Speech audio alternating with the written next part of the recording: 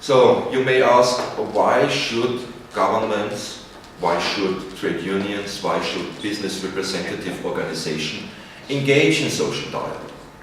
What is the aim? What's the profit of engaging? I already mentioned it. It's a way of better governance in economic and social affairs, but of course it costs. Social dialogue costs time and money, costs energy, and is not a means to. Sometimes it's not a means to react really fastly.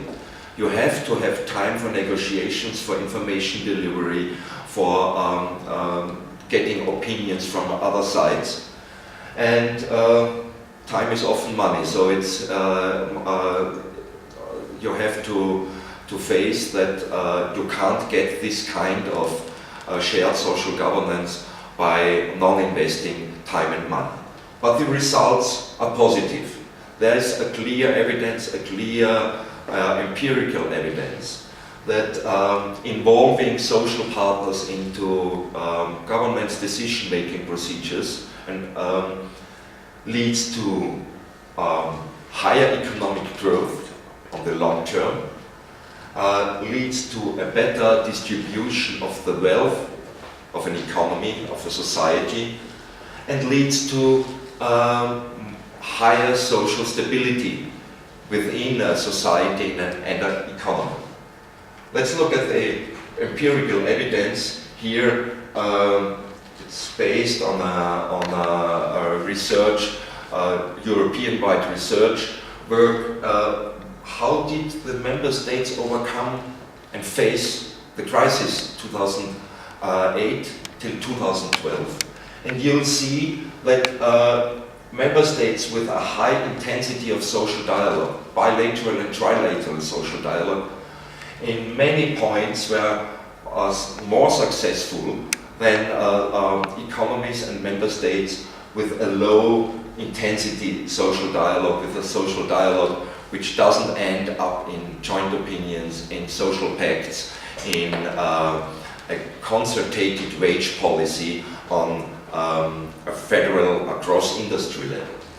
You'll see the rising the rising unemployment rate was lower in the high intensity social dialogue states. They have lower youth unemployment.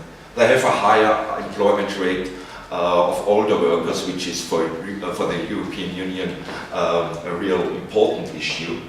The income distribution shown at the relation between the lowest 20 and the highest 20% of income earners in a society is better, is more even. The wage increases in real terms are speaking clearly for high intensity social dialogue, and also does the economic growth, the growth of the gross of the GDP is more favorable in member states and higher in member states with high intensity social dialogue than in low. And here you see what is meant with more social stability in a society. That's just an you see how many days, working days were lost per 1,000 workers in countries with functioning social dialogue and without a functioning social dialogue. You'll see France with its system of solving conflicts by conflict has a huge amount of strike days. Look at Austria. In the period between 2004 and 2010, there was not one day lost by strikes.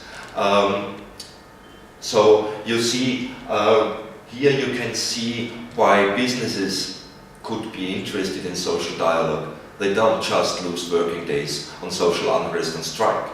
So there's clear evidence that social dialogue has profits for an economy and that the money and time invested in social dialogue is good invested time and money. There is on the long term a profit concerning wealth growth, wealth distribution and social stability.